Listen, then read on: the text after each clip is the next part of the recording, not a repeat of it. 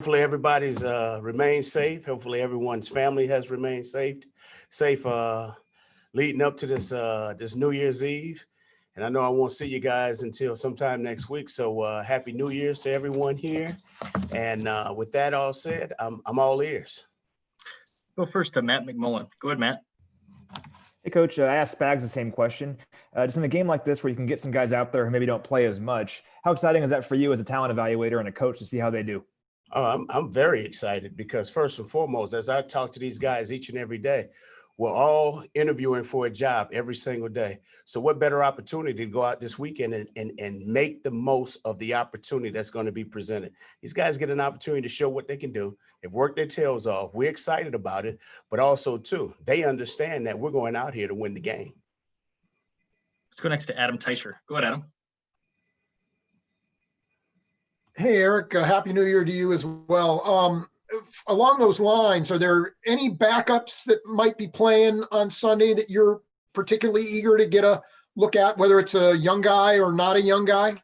You know what?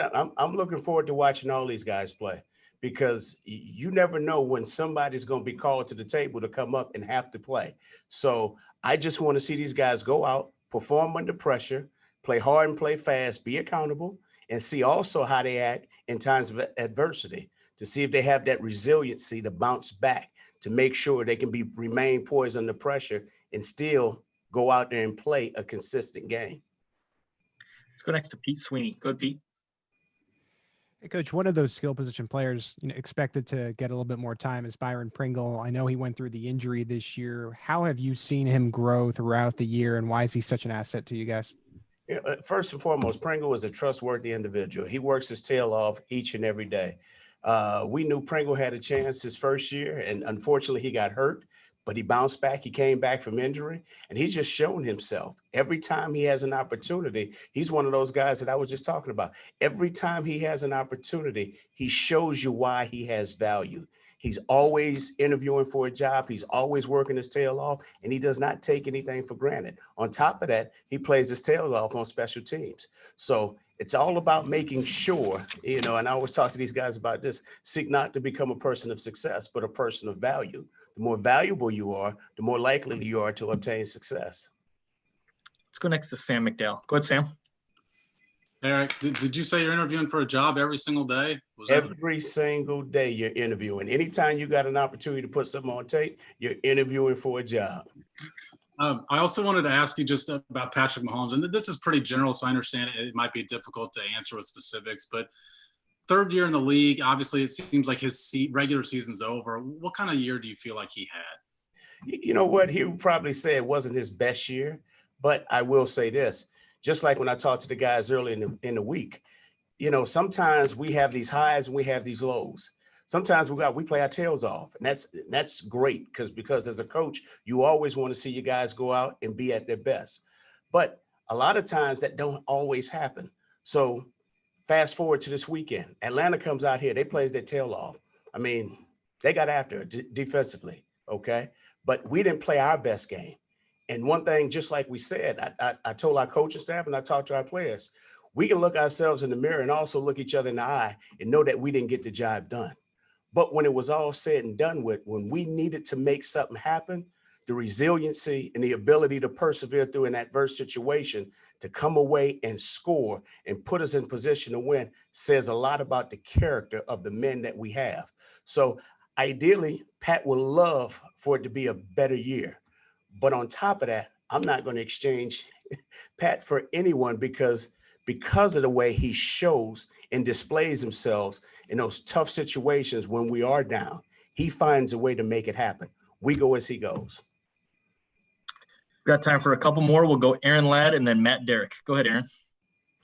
EB, kind of in the vein of where you were going there now with not playing your best game the last time out and sitting the starters this week and then a bye week on top of that, do you worry that, as Spags would say, you're not oiled up when it's time to go in the playoffs? Well, the thing about it, we got a bunch of veterans on our team, so I expect our guys to be ready. I expect them to utilize this time to mentally and physically get themselves back to where they need to be because we understand the push that it's going to have to take for us to be at our best. So, yeah, we may be a little rusty, but That's just about it. We'll dust the rust off. We're just going to rely upon our fundamentals, get back to the little things that we need to do to continue to help us to continue chasing that dream. And that's to win the Super Bowl, of course. And we'll go last to Matt Derrick. Go ahead, Matt. Hey, Coach, I know you are tired of getting people asking you about head coaching jobs, so I want to ask you a different question. I want to ask you about some of the guys you work with, because, Spags has said he'd like to be a head coach again.